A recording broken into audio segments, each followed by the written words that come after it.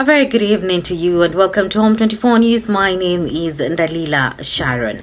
Now, Deputy President Kithure Kindiki says the government has introduced several strategies to create jobs locally, expand access to online work opportunities, and also establish an overseas workforce under its labor mobility program.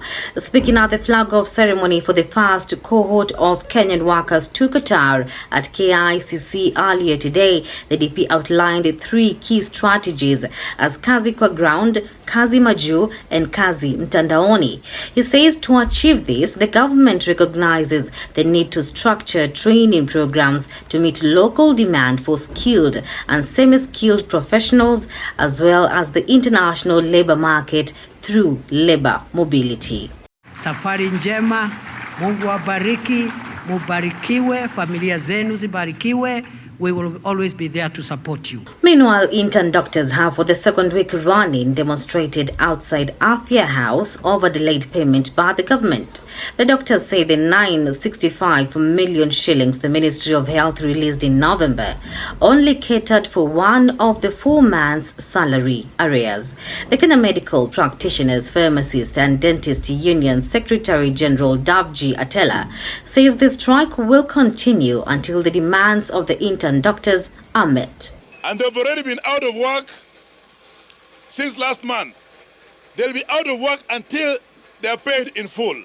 This comes as Health CS Deborah Baraza says the government has released funds to clear accrued monthly stipends for all intern nurses, clinical officers, medical officers, and pharmacists. In other news, Prime Cabinet Secretary Musalia Mudavadi has today launched Best of Kenya Volume 4. According to Mudavadi, the coffee table book positions Kenya as a reputable visitor and investor destination. He also praised the volume as a publication that showcases Kenya's success stories of entrepreneurship and enterprise in both the private and public sectors. It tells the world that Kenya is open for business 24/7 and 365 days. Moving on, former Nairobi Governor Mike Mbuvi Sonko has today faced a major setback after the High Court set aside his acquittal in the 24 million shillings corruption case.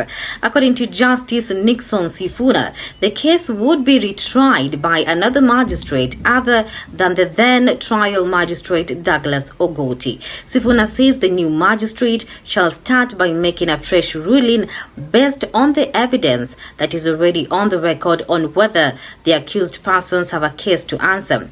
This is as 19 witnesses had testified before the trial court.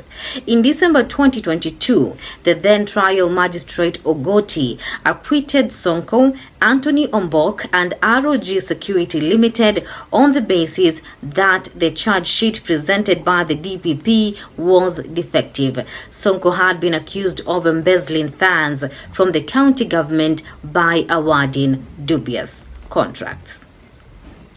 In the international news, police in Ghana have arrested more than 100 people, mostly opposition supporters of President-elect John Mahama, over acts of lawlessness. The supporters of the newly elected president who want jobs have allegedly attacked some state institutions, looted properties, and engaged in disturbance that have left some police and military personnel injured.